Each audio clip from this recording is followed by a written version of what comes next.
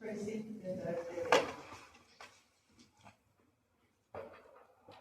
Can you hear me? yes. My name is Tracie Halvorsen, and before we start, I want to level with you. If there was a real difference between Dan and Doug, I wouldn't be here tonight. I would have voted for Doug. Gone back to my life and cheered from the sidelines, but there is no real difference, and that's why I'm here. You know it because you felt it. You've voted, you've become delegates, and you've gone to meetings and given public comments, and somehow nothing really seems to change. The roads are still jammed, your kids still can't afford a home nearby, your property tax notices still comes in a bigger number, and then your mailbox fills with glossy flyers telling you how much relief you supposedly are getting from the tax cuts. After a while, it starts to feel like no matter what we do, the people in charge just keep doing what they want. I'm a wife, a mom, and I lived in this district 15 years. I've told my own kid, I don't know if you will ever be able to buy a house close to me, and even afford the rents to stay nearby. I've opened the property tax envelope and felt my stomach drop. I'm not talking from somewhere from a distance. I'm standing in the same storm you are. Because I live it, I pay attention, I watch the votes, I read the bills, and what's coming out of the Capitol is not solving our problems. It's creating them. It's not fixing housing, it's not fixing water, it's not fixing taxes. It's shifting power upward and asking regular people like you and me to quietly carry the load. If there were any real daylight between Dan and Doug, I wouldn't be in this race, but there isn't. Doug and Dan will both sound conservative and reasonable tonight, but when elected, they vote the same way. They both voted to take land use and water decisions away from our local communities and hand the power to state bureaucracy. That is not local control. That is the state telling your city and your county what you will absorb, whether or not you have the water, the roads, or the schools to handle it. They both voted for all costs and more mandates from the top. More special zones and more special bid projects. Thank you. Thank you, everyone. My name is Doug Fiefia. I wanted to stand just because I feel awkward. I can't see everyone. I live in Harriman. We've lived there for 10 years. I grew up in South Jordan, Utah. My wife grew up in Riverton. This is the community that raised us. This is where we've decided to raise our kids and where we will be here forever. I'm a small business owner. I'm currently a member in the Utah House of Representatives, and my career has been in technology, working for companies like Google, Workday, and now currently Domo, taking that experience to the legislature to find practical, real-world solutions for the state of Utah. Now, this race comes to one important question, which is, who is going to put this district first? Now, what you're feeling is real. The pressure of increased costs, of strained infrastructure, of rising costs, and decisions that are being made that don't reflect our community. Now, many of you ask, why are you running for the Senate? Why don't you stand in line and wait your turn? And there's two reasons. In the House, we say that good ideas, good conservative ideas, go to the Senate to die. And I can sit there and complain, or I can do something about it. And I've decided the latter. The second is, I've sat in your living rooms, on your doorsteps, and talked about the changes that you want to see, the differences that you want to make, the ideas to make our state better. And what if I came to you and said, well, you should stand in line, wait your turn? No, we are all sick and tired of waiting. It's about time that we have someone willing to fight and to bring results, and that's what I bring. I'm not the talker, I'm a doer. I'm willing to bring conservative solutions to the Senate for all of you. Thank you.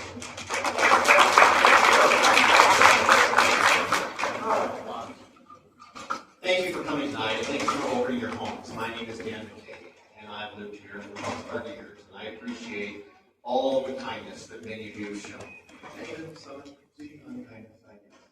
It's been a great time, and I'll be honest, serving you has been an utmost privilege thus far in my life, and very quickly, I grew up between Missouri and California. Depending on the health of my parents' relationships, we moved so many times. I went to 11 different schools from K through 12 education. I got used to change. There were times when my parents' relationship finally decided that it wasn't going to work out. There were times when my mom, my hero, working in a factory had us kids in the car, sleeping, while she was providing for our family. And I remember from those lessons, watching my mom and learning from her work ethic, learning from her what hard work looks like and what commitment and sacrifice looks like. You see, those things, those principles are timeless. And those are the types of principles that I bring with me into office. When I was elected, I was asked to do two things: cut your taxes and bring transportation to the south end of the valley. And when I got elected, I got to work. We have brought, and we will talk about this more, we have brought record transportation to the south end of the valley. $3 billion in the last 10 years.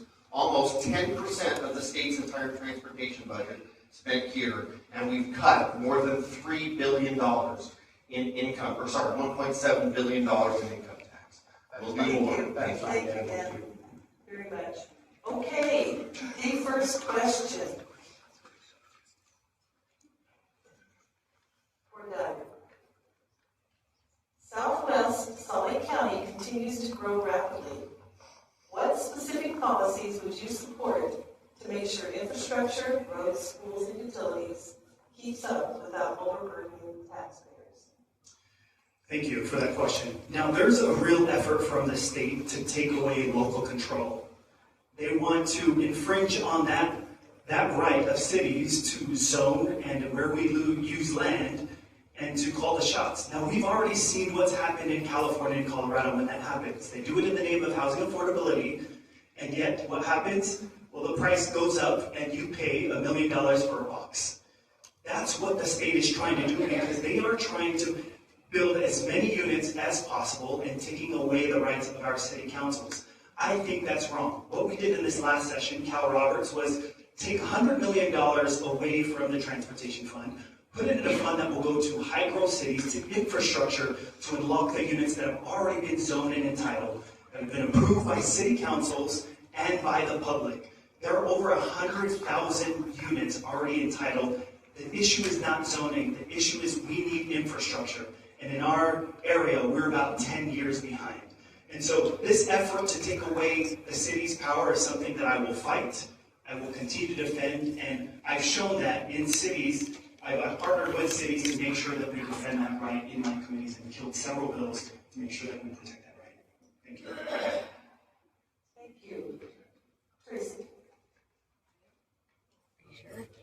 I think it goes to Dan. Thank you.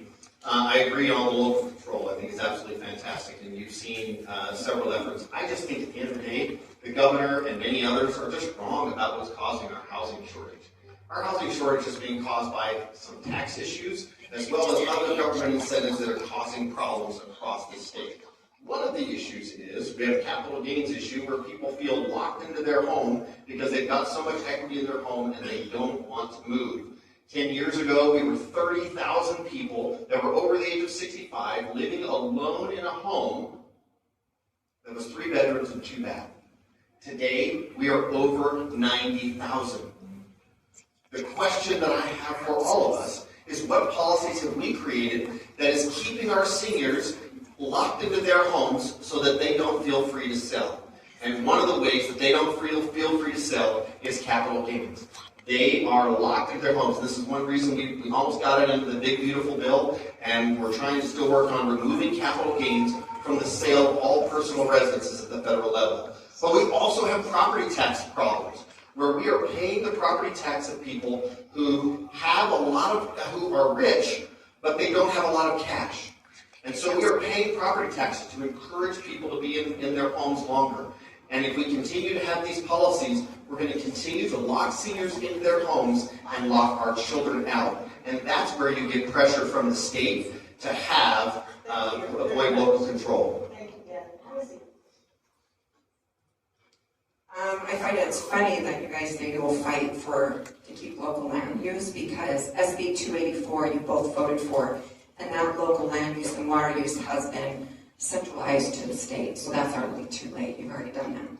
So also another thing that is increasing prices, so the elderly don't feel like they can downsize because they're going to pay for more of a house than they own.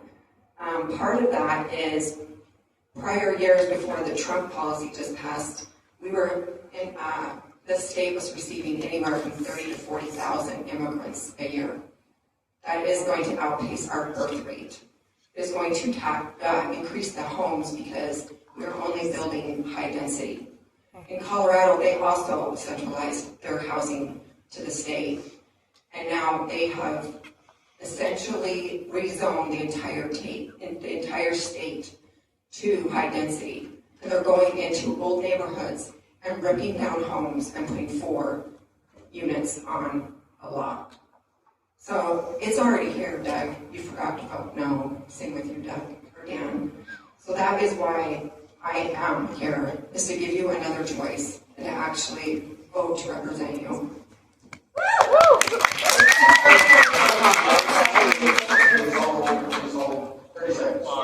Thank you so much. I want to thank Tracie for bringing this up, because I think it's important that citizens and people can actually challenge legislators on their votes. We should be held accountable to this. But you shouldn't trust what I think or even what this paper thinks. You can go and look. Read HB 284. I've read it. And guess what? It doesn't take away local control to zone. What it does is it sets clear standards for cities that they can't just take your application. They can't just, I'll just finish right where you started. They can't just take your rights, your personal, your private property rights. That is still one of the foundational principles of America, is that you have private property rights. Let's not lose sight of rights, okay? The government and the cities don't actually have rights. You do. The government's job is to protect your rights, not take them away, okay? So, all I say with House Bill 284 is it just gave you the ability, if you wanted to have an ADU, that you could. And the good news is, both Riverton and Harriman, all the cities around here already have it. I do encourage all of you to go read it, because it just doesn't do ADUs.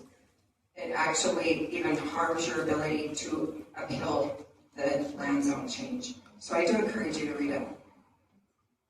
Thank you all very much. Okay, the next question. Okay. Public infrastructure districts are becoming more common as a way to fund growth. What is your stance on PIDs, and what safeguards, if any, should be in place to protect homeowners? Thank you. Let's just talk about PIDS for a minute. Everybody's had a conversation on this. This is how before PIDS was created, this is how infrastructure was funded. People show up at the legislature and beg for money, and people are getting appropriations for their infrastructure, be it a water tank, be it a road, whatever it is. Okay, the whole state pays for infrastructure in a special area. Not a good idea. Number 2, you take impact fees. Okay, impact fees are terrible for a lot of reasons, but they're generally insufficient, and they create a reliance on impact fees at the city level, and that creates problems in and of itself. So impact fees are insufficient. Number 2, the other way that they do it is a water district will raise everyone's rates, and then they will take that new revenue, okay, hypothetically, and they'll take that new revenue and bond against that revenue to pay for it. Socialism, all 3. PIDS, on the other hand, is the landowner pledges their property, and that property is used to then finance the debt. And when they default, guess who's liable? Just the property owner. It is not the cities. It is not anyone else. I have a text here from Tina Cannon to prove it to you if you want to see afterwards. But Tina Cannon, the state auditor, agrees with me. And I will just say, that's who's liable. And so the property owner is at risk, and there's no socialism involved. I'm down with it. Well, Dan is the one that passed the PID, so he would be in downwind. They're actually unconstitutional. They're creating little mini governments, and you're taxed by an unelected board. So PIDs are not actually the same as what our founding fathers wanted. They did not want these mini governments to tell you exactly what you can do with your property and how you can do it. So PIDs are probably the most grave throwback in your face to our American history. So there actually should be repealed.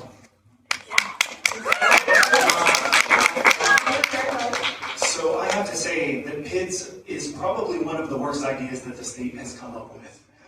What it is that you are actually adding another additional line to your property tax. So Tracie has talked about pulling out your property taxes and being in awe. Well, this is an additional line, and many people weren't disclosed that information before. The other thing is developers are putting the risk on you, the homeowners, before they get there. They didn't even agree to it. That is what's happening with PIDS. The other issue is, look at Colville. We actually have a real-life example. You can Google Colville and PIDS and see that a developer took tens of millions of dollars of loans on the backs of those who live there, and they went bankrupt. And who's left holding the bag? Well, everyone is suing each other to try to figure it out. That is bad policy in practice, and we cannot continue to push policies that help developers, and they're on the backs of taxpayers. So that's a cheer for socialism. Now that, let me just offer this to you, okay? In response, okay, you just add it all up. Guess who authorizes PIDs? Cities. Okay? A PID cannot be created without the government authorizing it. 1. 2. It is not an unauthorized or undisclosed new tax levy on your property, as was just said. Guess what? 100% of owners have to agree before it is created. Okay? And I'll just say, last but not least, I love They own the land, they just look like the owner has to agree, and then they develop it.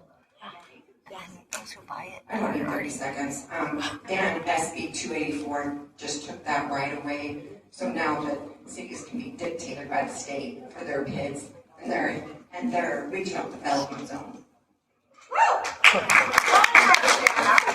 So again, don't take the words, look at our actions, actually Google Colville and PIDS and see what's happening. Again, that is bad policy in practice. When we have the interests of special interests at hand and not constituents, that's the type of policy that we get. Okay, thank you very much. Next question. How about the order of Tracie, Dan, and Doug? Okay? Good. Okay, question number 3. What role should the legislature play in holding members of the judiciary accountable? And where should the line be drawn to maintain judicial independence? Well, there was a couple of bills that actually married the legislature and the court system. When they grew the Utah Supreme Court, and then they also created a constitutional court. And a constitutional court, that sounds nice, but it is not what it does. Believe me, I've seen the system being controlled by the political power in the state. They actually can take, when you challenge from in any district, any court, they can take and put it to the constitutional court, and they can control if you're challenging any state law that's unconstitutional. I do think that they should bring and hold these people accountable, but I also think that they should change the law on how they are appointed, because it's the governor and the legislature that are appointing these judges. So why aren't they holding them accountable? We need to actually maybe change how they're elected. They used to be elected by like a convention system, and so I think we should go back to that. But it's the legislature that's created this problem again, and that's why we have rogue judges. Yeah.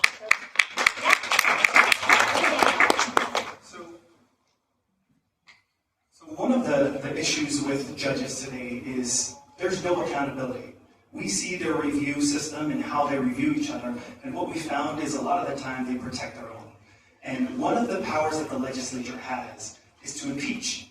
And I think we should be able to have that discussion and actually review how a judge has ruled and actually have that hard discussion. Now, there have been some judges that definitely need that discussion had. There's Judge Torgerson, which the House actually censured on our own because we had, again, a Senate that wasn't willing to impeach.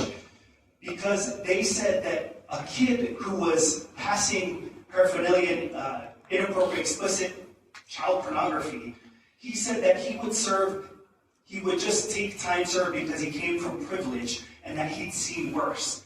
Those type of judges that treat sexual pornography of children at that light need to be impeached. and we need to hold our judges accountable. So, really quickly on PIDS. Notice when you Google Colville, the PID owner is the one that's going to pay for the PID.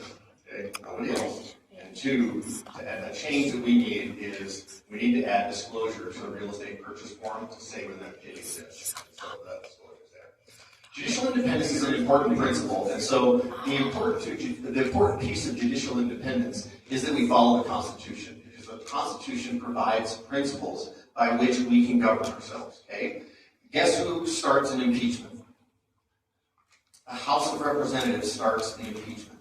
The Senate is the judge and jury in an impeachment.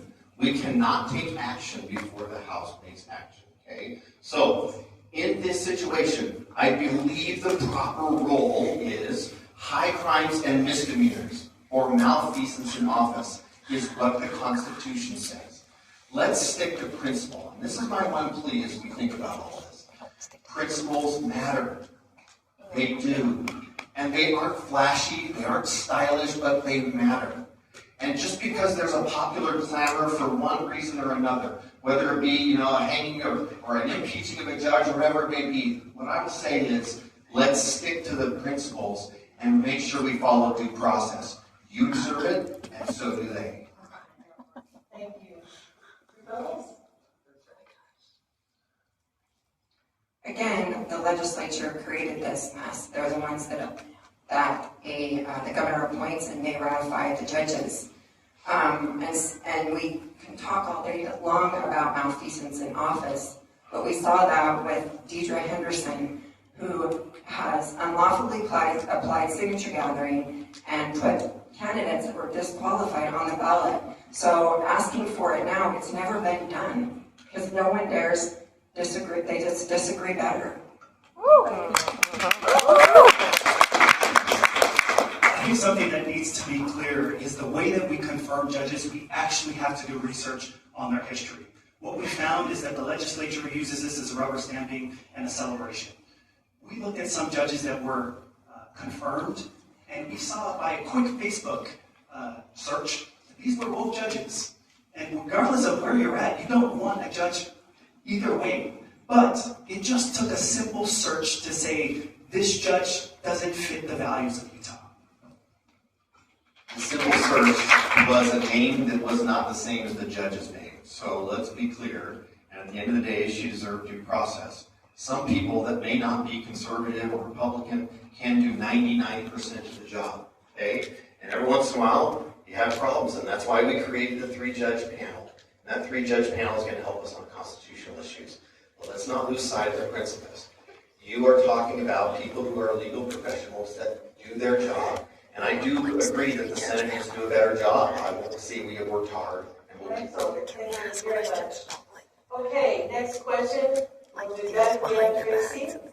The next question is about education, schools, a 2-part question. What role should the state play in expanding school choice while still supporting strong neighborhood schools? And how do we better support teachers while ensuring accountability and strong outcomes for students? So I'm a huge proponent of school choice. That's actually why I got into politics, because I didn't agree with the current representative who voted against school choice. I believe as taxpayers that we should be able to say where our dollars go, and they should follow our children. Parents know their kids best and are best suited to make the best decisions for their kids' education. Now, my kids, they all learn differently, and I should be able to decide where to take my kids. And also, it should be okay to have values assigned with that school and where those dollars go assigned to those kids. Currently, because we've added school choice, it's added competition, and what we've seen with public education is they've raised their game. And so that's what I like. I think it's a healthy discussion because they are competing for our kids. It's going back to our children and not to teachers and other programs. So I started a constitutional amendment this year and I'd like to continue to work on this. The constitutional amendment is puts a vote in front of the people to allow the people to decide who makes a decision about their children's education. And I believe, as this amendment would have proposed, that parents should be in charge.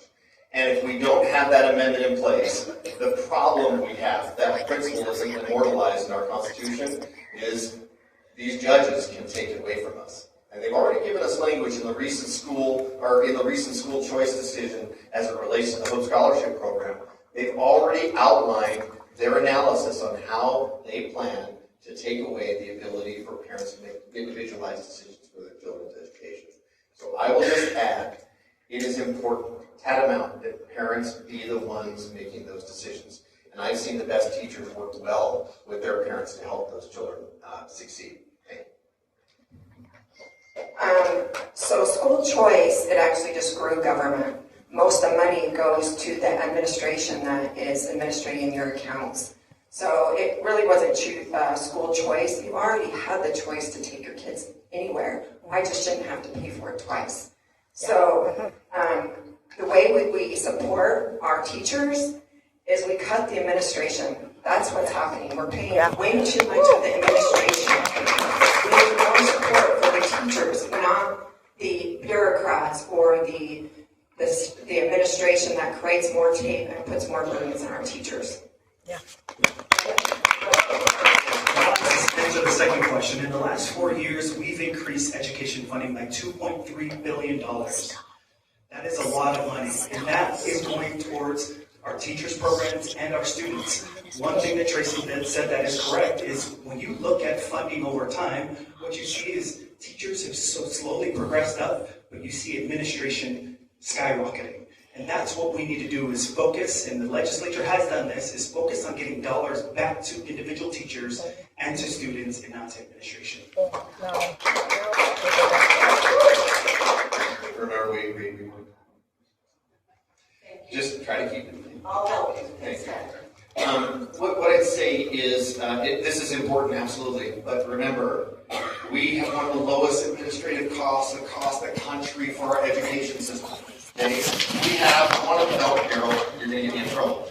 We have one of the lowest, and while people are trying to convince that education is wrong sometimes, or maybe parents should do it, I'm just saying, we agreed in our state constitution to provide education for our children. And if at the end of the day we think that's a bad idea, let's revisit that policy. That's it. Great. No, Doug started.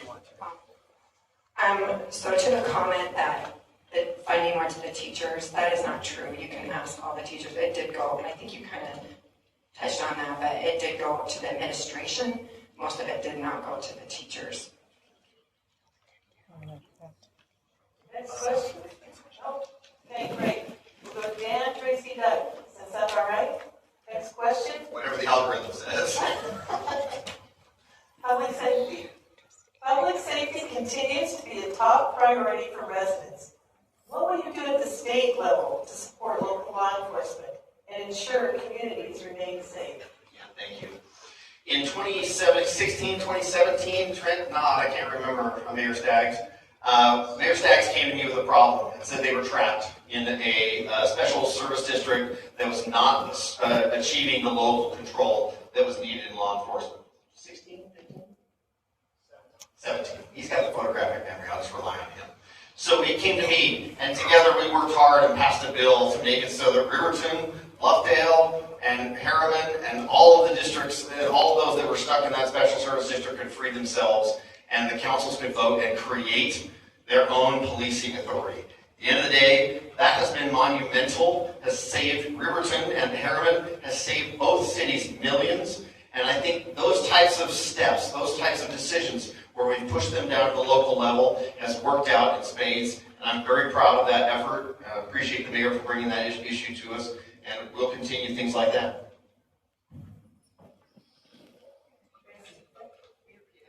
Oh, repeat it. Public safety continues to be a top priority for residents. What will you do at the state level to support local law enforcement and ensure communities remain safe? Okay, I do agree with the localized police officers, but there's also things that you can do to improve safety, and that is remove illegal immigrants from driving on our roads. That lot of harm that's controlled lately, or that's happened lately. We need to empower also the cities to pass their own ordinances, and also improve the driving abilities of the local people here.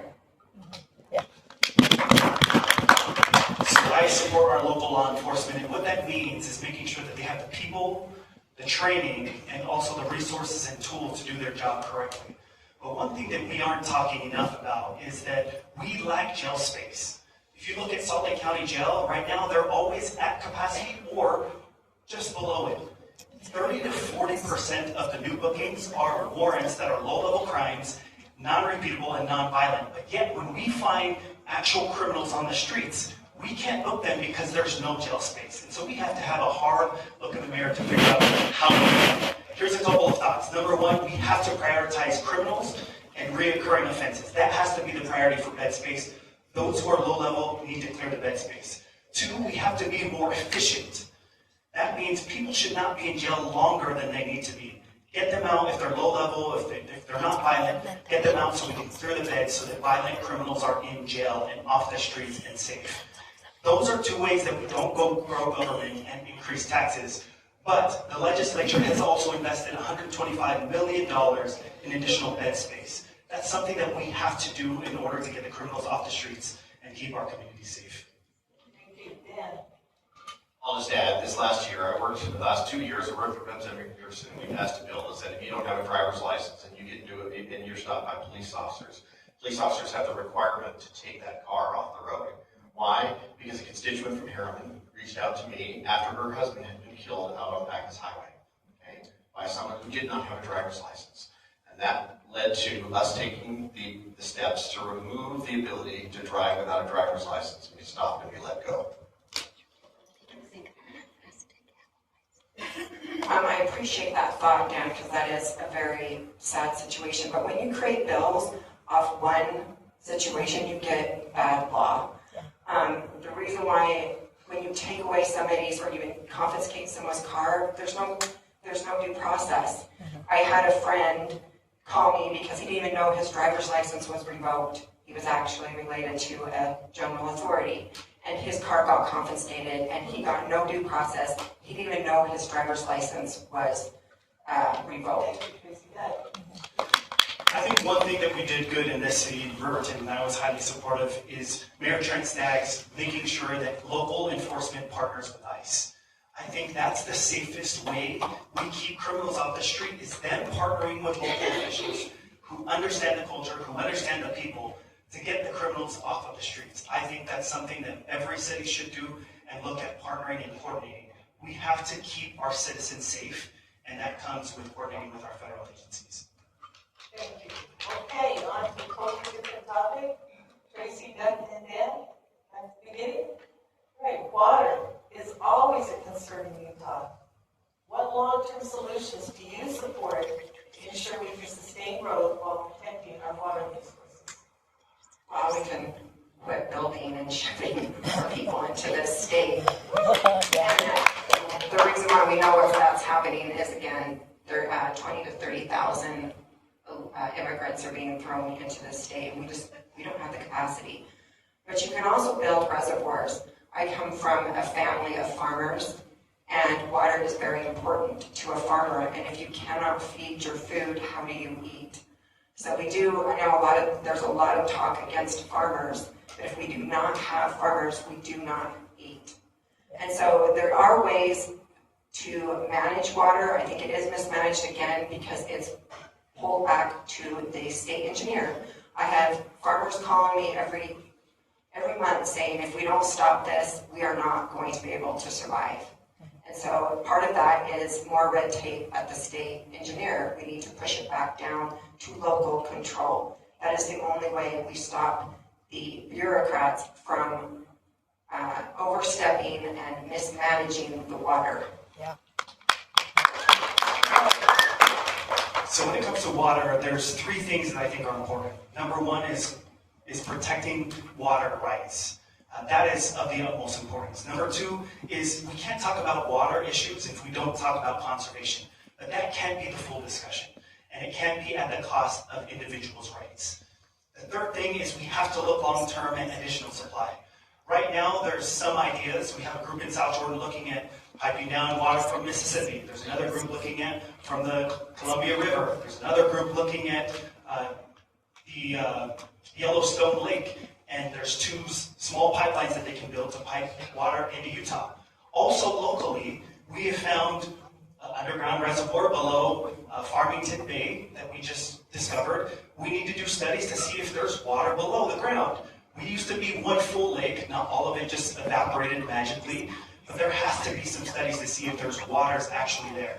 A couple of other ideas is we need to look at how we reuse water and also how we recharge aquifers, right? So the way this works is like an account. On wet years, we put water back in the aquifers. In dry years, then we then reuse it instead of it going to other states, evaporating, and it doesn't stay here locally. Great points. Here's what I didn't hear. I learned something from COVID, and I don't know if you learned it, but this is what I learned. Being in the government, what I learned is when the government tells you there's an emergency, lock your doors, hide your wallet, okay, and keep your eye out, okay, because at the end of the day, this is the number one thing that they're talking about right now, is water. And so this next year, there will be a push to try and compromise rights, try and push people around, to take things away from them. And the great risk in all of that is that we make short-term decisions that are not the proper role of government. We respond frequently too harshly to emergencies at the government level when patience and temperance are a better approach. And I would just say, when you have a drought one year, let's prove it out. Let's try. We did a lot of measures 2-3 years ago, and then we had a record snow year. The worst thing we can do is run into an emergency legislative session or start working on bills for next year to curtail water when we haven't figured out if the things we passed 2 years ago already work. Tracie. I agree with that, Dan. That's why I'm disappointed that you guys passed the laws that gave all the power to the governor to control the water in an emergency.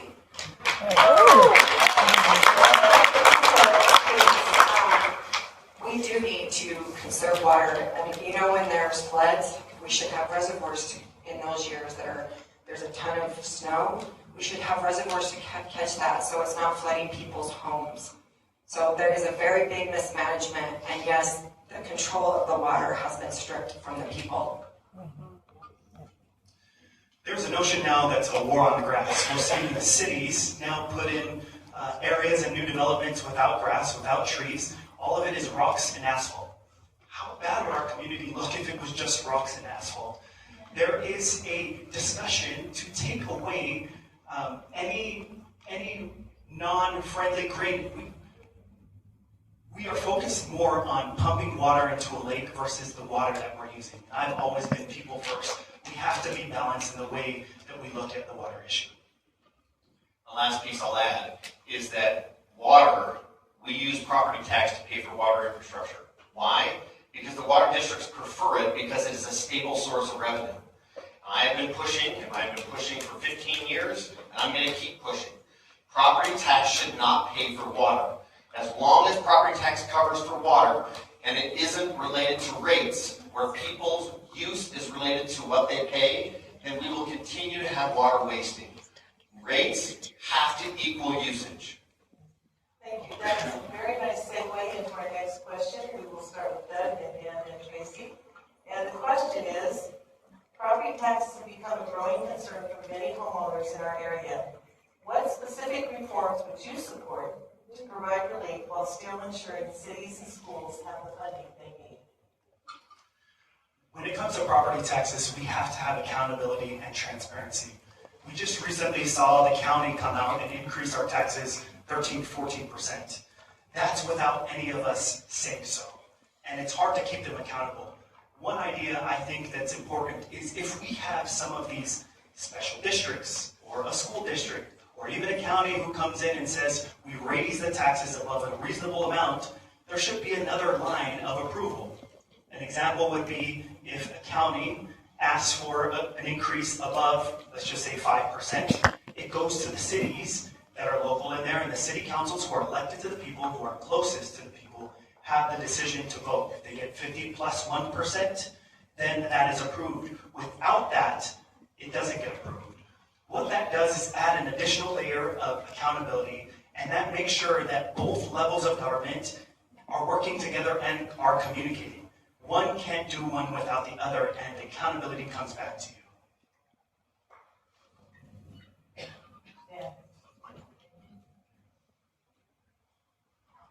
It's easy to get confused. Well, at my age, anything can happen, I guess.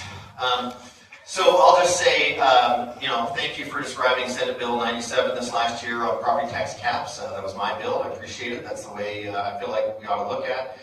Historically, property tax used to be around 2% of people's take-home pay. Today, it's down to 1.25% of our take-home pay. Okay? What that means is property tax is reducing. I know it doesn't feel that way. All of our incomes have gone up. That's why the denominator math works out. Okay? But in that situation, you look at property tax and its accountability. The key thing you can't do is you can't remove people from the property tax base. That way other people's taxes go up. Because that's what we have a case of doing now, is we are narrowing our property tax base and causing the property taxes to go up for everyone. So in the long and short of it, the best way for schools and others to be financed is through their own property tax. Income tax is the worst tax of them all, because just think about what you tell the government as a result of paying your income tax. Everything.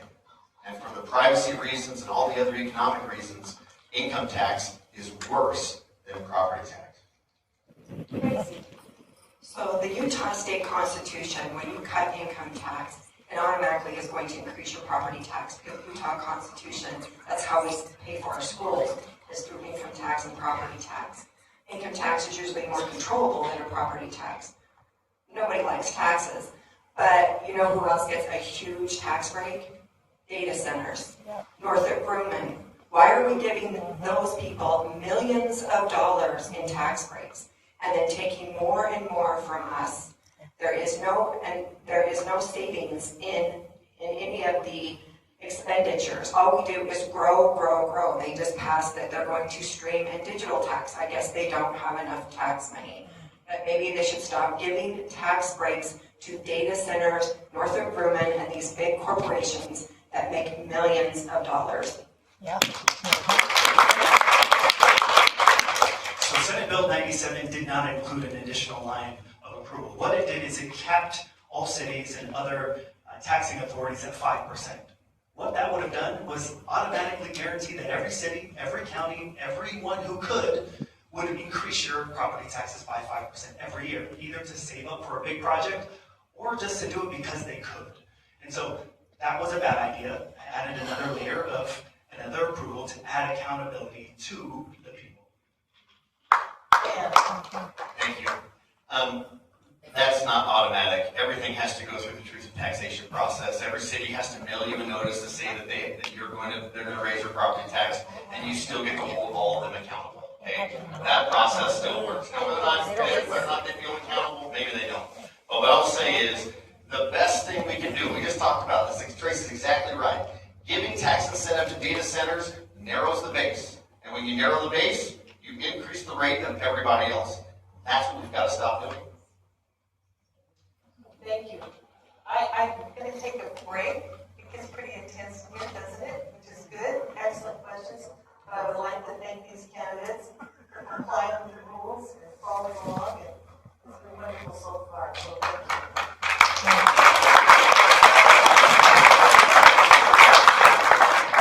Okay, our next question goes to. Just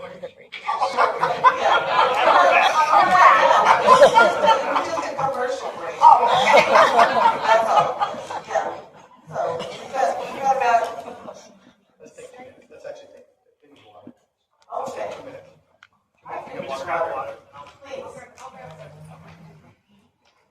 I feel like all my questions are being whitewashed. As one of the delegates, can we ask our questions as we prepared them directly? That's not formal.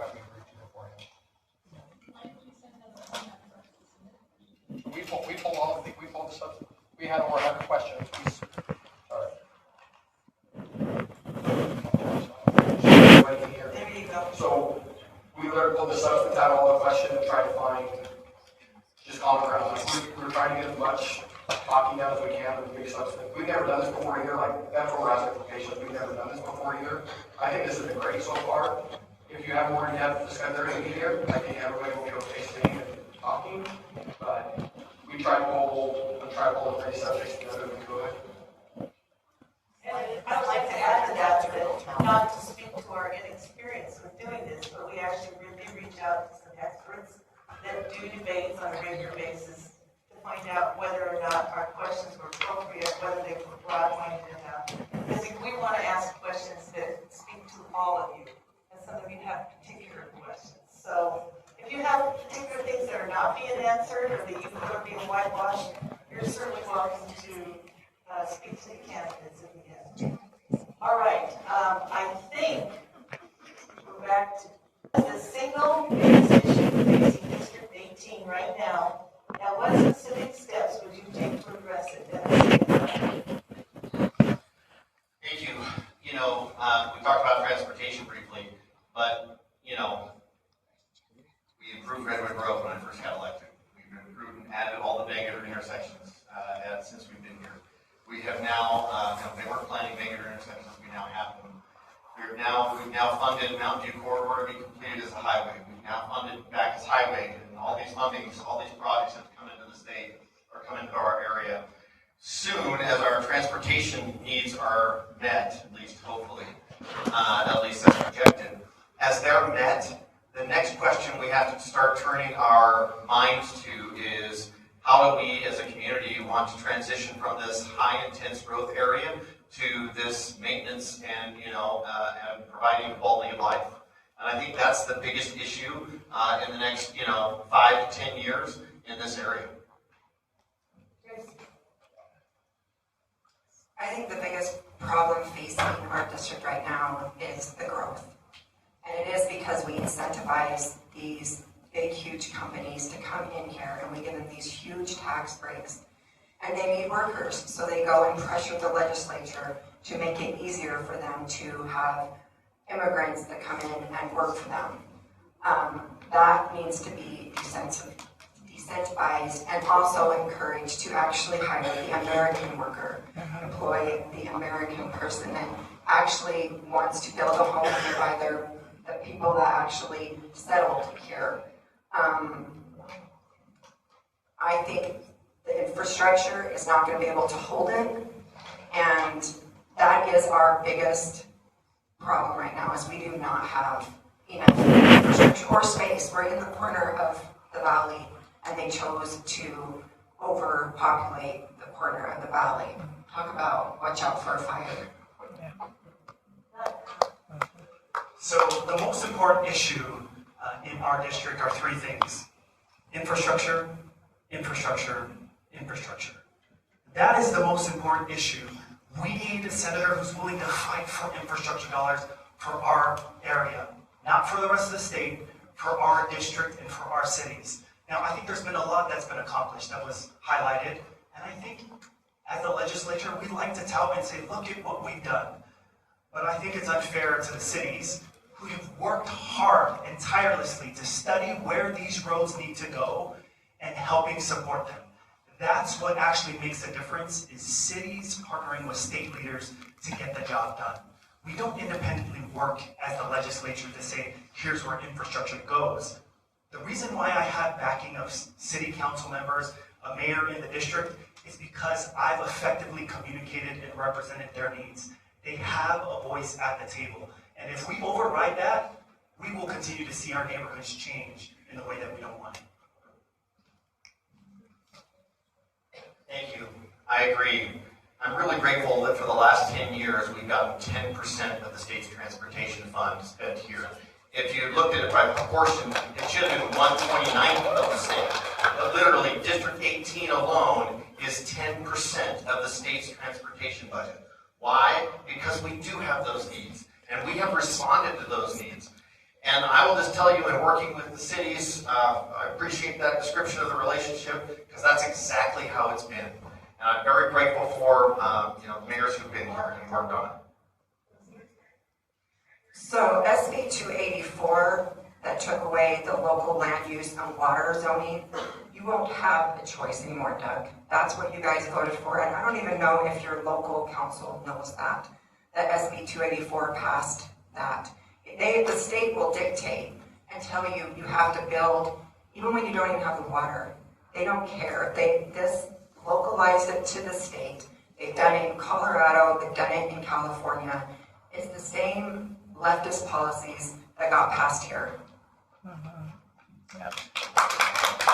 I think you could go to every city council in the district and ask how I've represented them. There's 3 that I represent today, Harriman, Riverton, and South Jordan that's not in the district. But you can ask them how I communicate. I ask them about bills. I ask them their stance. Not every city council member agrees. I call and text multiple of them. It's important that we work with our local officials because they are closest to the ground. They work on everything from a pothole to a sign on your road. They know the issues. And it's important that we communicate and have that relationship. Okay, very good. Next question.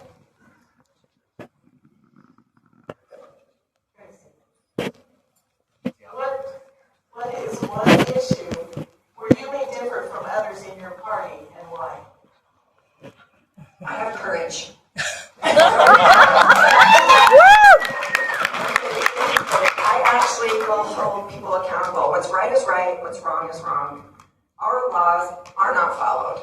Deidre and that executive department, they're supposed to implement the laws, but the legislature is supposed to make sure that they're implemented according to the legislative intent, and that is not happening. I have held people accountable about election interference to the point where they have written a law against me to actually punish me for doing that. And the reason why is because they don't want me to teach you all how to have it. You all have the power, and they don't want you to learn it, and they don't want you to know it. And so that's why they've written a law against me. So courage, and I hope courage is contagious. One thing that's maybe different than other people in my party, I wouldn't say everyone, is my stance on AI. I've made a vow to protect children online. I worked at Google when AI was released. I've seen the harms that it can do, but I've also seen the amazing things it can do too. There's a balance. And because I've seen the harms and the dangers of AI, especially targeted at our children, there's no excuse to say to all of you that we did not protect your children. Now, the Trump administration came out strong and killed one of my bills. Did I back down? No, because it's the right thing. And guess what? The AI czar, David Sachs, after that, got fired because he was on the wrong side of it. Now, I agree with 99% of what Trump does, but I think he was being advised ill because I think what the effort is big AI and big tech want zero regulation on AI. And I don't think that that's smart. We've seen what happened with social media. We let it run wild and free, and now we're trying to claw it back and protect our children. We knew it exposed them to inappropriate and explicit material. It walked them through self-harm and even suicide. AI is going to be 10 times worse if we do nothing. And that's what some people want, and I'm willing to fight to protect you and your children. So, I think one thing that's different from me and members of my party is I'm doggedly stuck to principle. Okay? We have in our Constitution the requirement of having a free market economy. Okay? That is in our Constitution.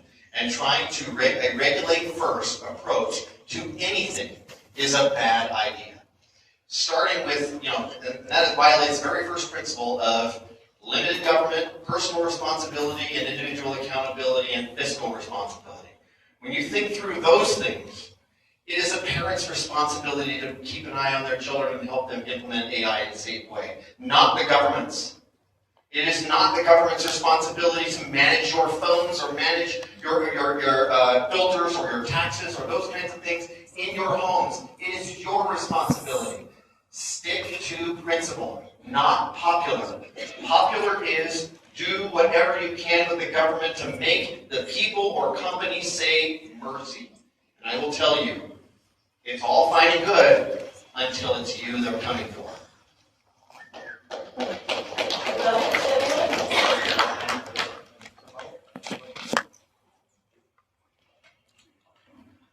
I think the most dangerous words in modern history is we're big tech and we're here to help. Now, it is the parents' responsibility to watch over their kids, but imagine that your kid was taken a picture of and it was created into a pornographic deepfake. You kept your kids off of the phones, but someone else used your kid's image. This isn't a hypothetical. I've sat with many of you where you have told me this or another has happened to your grandchild or your children. Now, I hate when government steps in. A lot of the time it's wrong, but I think we need to protect our children. I want to come on real quick, because you reminded me of something. I make AI videos of politicians to just make people laugh, and they actually wrote a bill that says we can't do that anymore. So that is a line you have to be careful with, is free speech. Yes, yes. That's exactly it, Tracie, and that's the problem is when you're trying to build bridges between personal responsibility and free speech, freedom means sometimes bad things happen. But protecting us all the time, choosing safety over liberty is a greater risk than all the alternatives. And I will just say, we ought to be very afraid when the government wants to step in, because that's the wrong thing about the quote. Tech is bad, but government is worse. Okay, thank you very much. Doug and Tracie, your next question. Looking out over the next 4 years, what outcomes do you hope to help achieve for this district? One conversation that I'm leading in the state right now is what we do with what AI is going to do to the workforce. Globally, there's research that shows that 300 million jobs will be lost globally. Right? So what do we do with those who've lost their job? Because they will move from people who are supporting their families and taxpayers to tax consumers if they just lose their jobs and do nothing. We also need to figure out what do we do with our children who are graduating from high school, from tech schools and college. How do we train them for the jobs that are coming? If we do absolutely nothing, we will be in disarray with the economy because yet we will have tens of thousands of people without jobs and people graduating with debt up to their eyes without a job available. And so working with university presidents, with tech schools, with our trade schools to figure out how do we retool the skills that these people already have to allow them to go into the market and find a new job, but also how do we train our degrees and our certificates to make sure that the kids who graduate actually have a job when they graduate. I hope you heard that. Government is the solution to all our problems for the next 4 years. When we start a legislative session, the first thing I start with every year is how am I going to cut your taxes? It is every single session. It's successfully been done the last 6 years. And after I cut income tax, the question I'm asking is, how do I make sure property tax is transparent and equal and fair for everybody? I start with those because I start from a different philosophy than many of my colleagues. I do not start with how is the government going to do things to make your lives better. I start from how do I get the government out of your freaking way so that you can make the best of your lives, so that you can make the best of your careers. When computers were created, we were all supposed to lose all of our jobs. They said the same thing, by the way, back in the caveman days when fire was created, right, Lauren? And at the end of the day, it is constantly violative. Don't let government encroach. Don't ask government what it can do for you. Let's turn this around. This is popular back in the 60s from a crazy Democrat. Ask not what you can do for the government, but what the government can do for you is the exact opposite of what we should be expecting from your state legislator. Dan, that was such a good speech. I wish you would have represented it that way. The government should not create jobs for us. That's the problem, is these big tech companies and these big data centers, that is their whole incentive to bring them here, which creates jobs, and they incentivize them. It's not the government's job to make sure you're employed. That is the biggest problem that most people don't understand. But, so one thing, and I do agree with you on, that was a good speech. I do miss our telephone conversations. I don't dare call you since I suit you.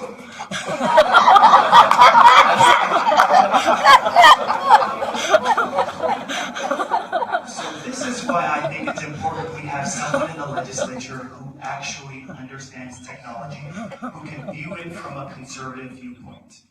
Because if you don't, guess what we have? We have legislators who listen to lobbyists and big tech. And guess what? They just care about their bottom line and no one else. And they are successful on the Hill because we have legislators who mimic their talking points. It is important that we actually protect our children and draw the line. We can be pro-innovation and protect our children. Thank you. I'll just say, when Salt Lake County wanted to keep the mask mandate going, guess who ended it? You're right. When Salt Lake City wanted to keep their school districts closed and not open them up, guess who changed that? Go down the list. You will find time after time after time where I have removed the responsibility from the government to make decisions and restored them to you.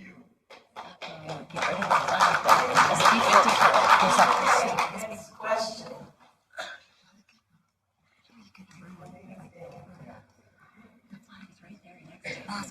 Utah legislators pass a large number of bills each session. Do you think the volume of legislation is a concern? And if so, how would you approach prioritizing what actually needs to be passed? Great question. Boy, this is one we struggle with every year. Technology has made us more efficient and made it so that we can have more bills. And unfortunately, we've hired more staff attorneys to help draft bills. I wish that we would constrain it by not hiring more attorneys for that purpose. And so that's one way. But we did just create a cap on committee bills to prevent committee bills. Committee bills are about 30% of the bills that we pass. And we did just create caps, thanks to Senator Fillmore in the back, to limit the number of bills that committees can have. We've also created a priority process where senators are allowed 5 priority bills, and I think House reps are allowed 4, if I remember right. Allowed 4, and for the most part, once those are drafted, there really isn't much time for everything else. So can we get below 500? Absolutely. Are we going to? Why, I really hope so. How will we prioritize it? The number one thing we do is waste a whole bunch of time until the end of the session, and then at the end of the session, we have to prioritize, and that's when the best bills pass, except for Republicans. That's when the worst bills pass.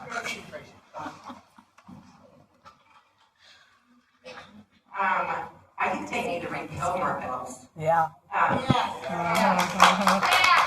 SB 284 should be repealed immediately so that local land use and water is returned to the cities and the counties. But there are a lot of bills that need to be repealed that are harming us. And it's because of the unintended consequences that have been passed by each and every bill. There are police officers that don't even have to be citizens right now. That's what they passed. They've also passed that non-citizens become attorneys. So who do you think's being a law clerk in your courts? It's those type of bills that need to be repealed. And it needs to come back to what benefits the people. It needs to be from the power up. The power needs to come from the ground up, not the power down. Yeah. So one thing I like about bills that we have is we don't have a ton of omnibus bills in Utah. We have a lot of bills that cover particular issues, whether it's a small line or something. We separate the issues as best as we can to vote on them. On the other side of the coin, we have way too many bills. And I'm sorry to say this, not to put any of my colleagues down, we have some dumb ideas. And we need to get rid of them, right? My colleague here, Dan, said he starts with how he can cut your taxes, but he didn't tell you where he ended.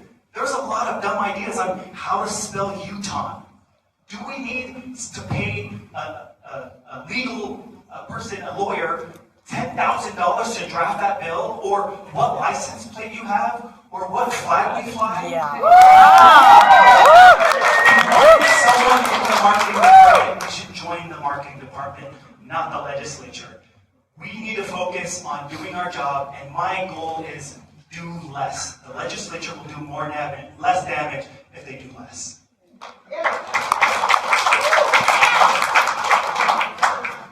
Well, I've gotten a lot of requests for license plates. I've got a lot of interesting stories about flags, etc. I won't talk about those.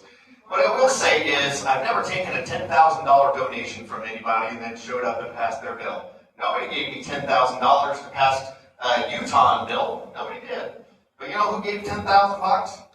That's right, big tech. The one we're all afraid of has given big tech dollars to my opponent at the end of the day. And I will just say, you should not take donations and draw a straight line to a bill.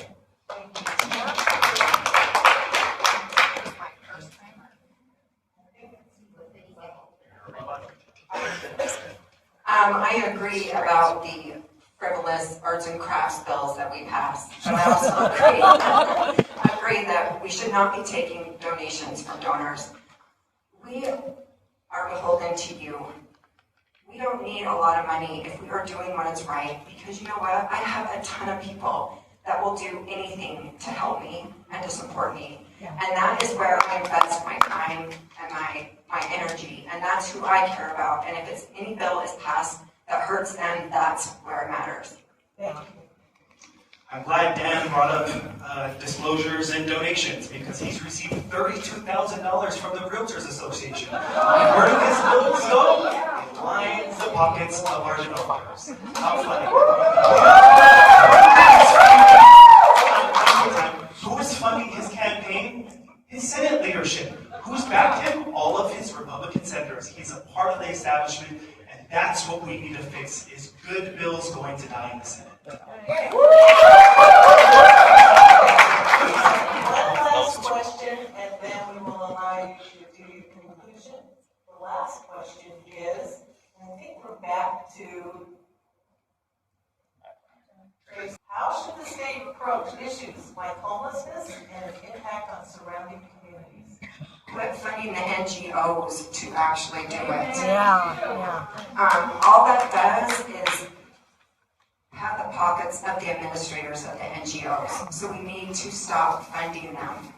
I don't know why an NGO cannot go and actually fundraise for themselves and let the people choose instead of forcing us to donate to it. It should not be the NGOs. You need to take those people out of it.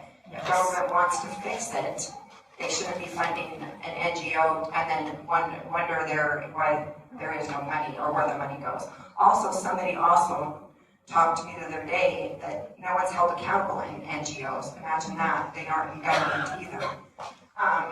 So there is no accountability, so there needs to be an increase of what happens to our tax dollars. And when you fund, that's another issue. It's the same thing with PIDS. When you fund it, you can't follow the money. It's harder. So when you fund NGOs, the money goes.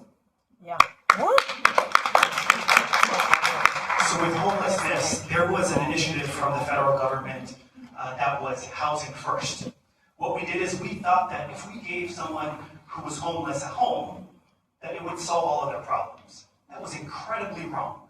What Utah has done to change is we are looking at human first. So we're looking at accountability.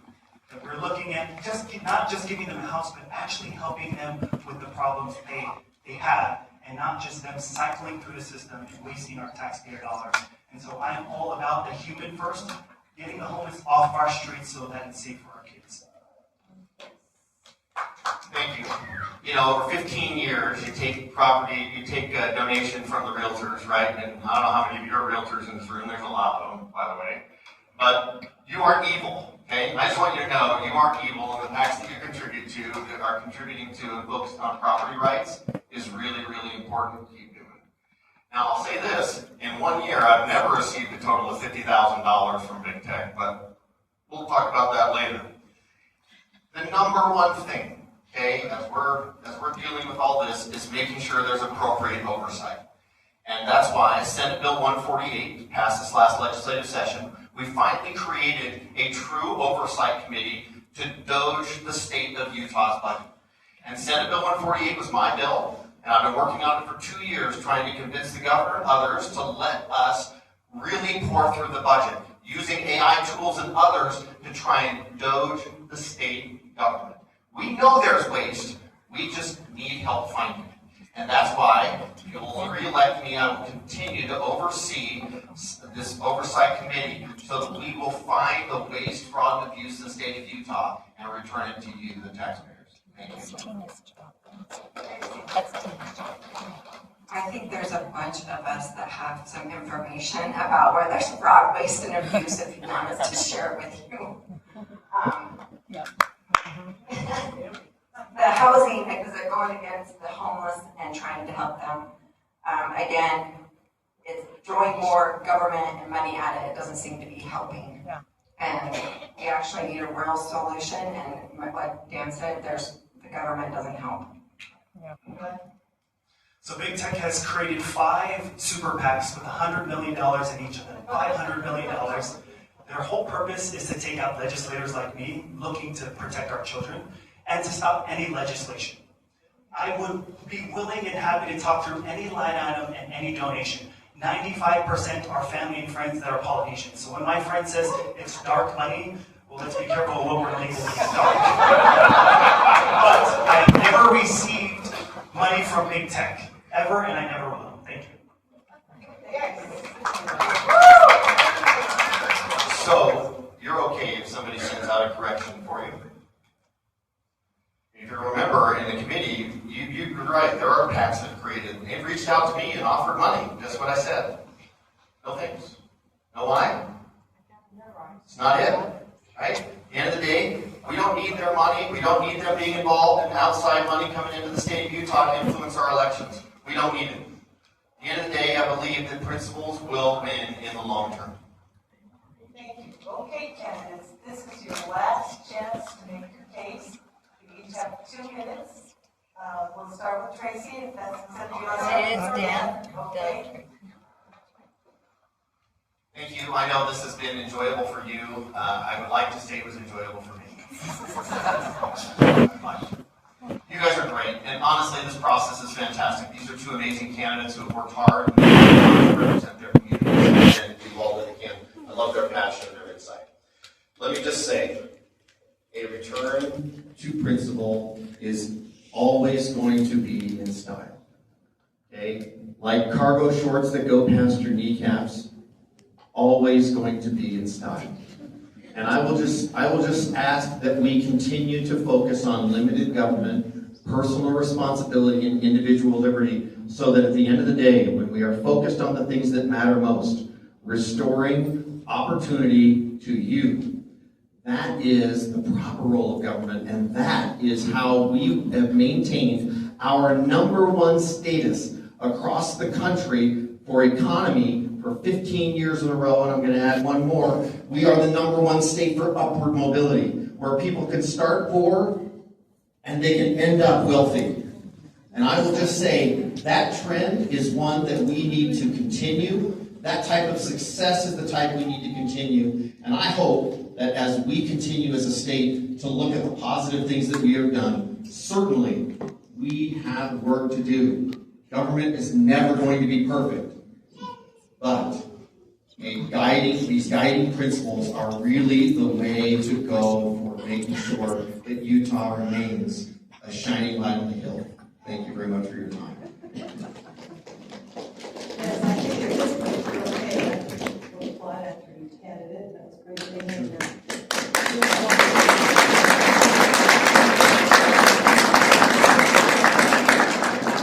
Well, thank you, Dan and Tracie, for the robust debate. I think everyone hopefully got what they wanted. And thank you to our amazing moderators for volunteering their time to be here.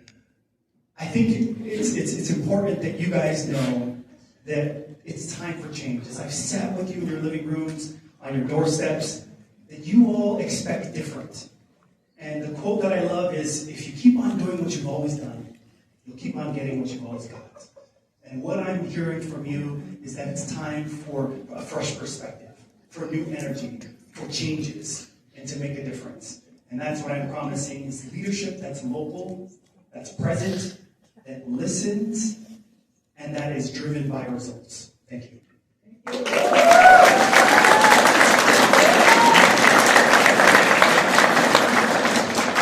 Thank you all for coming tonight. I agree that there needs to be something different. And there is no difference between Doug and Dan. That's the only reason why I stand here before you. Is because I thought If I don't give them an option to do something different, then I can't keep complaining because we keep sending back the same people who keep voting for the same bills and doing the same thing. They voted to take away our local land use and our local water. It's being all centralized to the governor. A few years back, they've already centralized the power to the governor about water when there's an emergency. We need someone different that will actually come and actually represent you. You, the people. That doesn't have an agenda, that doesn't care to be a politician. That is not why I'm here. I'm here to give you a different choice.